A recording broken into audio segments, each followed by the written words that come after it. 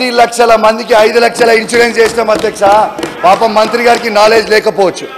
రెండోది అధ్యక్ష ఒక్క నిమిషం అధ్యక్ష, కౌశిక్ రెడ్డి గారు ఆటో డ్రైవర్లతో సహా చేస్తాము. కౌశిక్ రెడ్డి గారు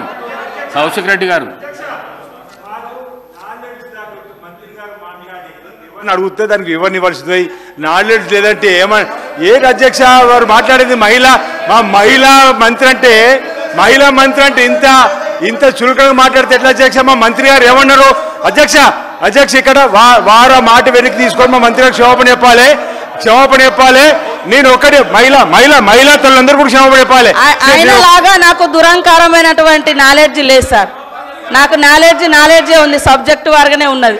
కానీ ఆయన లెక్క దురహంకారమైనటువంటి నాలెడ్జి లేకుంటే ఓట్ల కోసం చస్తా అని బ్లాక్మెయిల్ చేసే నాలెడ్జి నాకు లేదు సార్.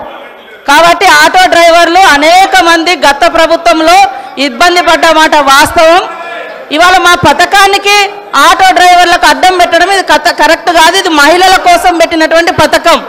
కాబట్టి నీ దురహంకారం మాటలు మానుకో కౌశిక్ రెడ్డి. నీలాంటి దుర్మార్గపు నాలెడ్జ్ నాకు లేదు.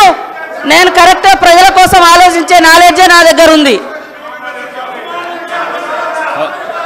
కౌశిక్ రెడ్డి గారు దయచేసి హౌస్ ఆర్డర్లో పెట్టండి అధ్యక్ష. కౌశిక్ రెడ్డి గారు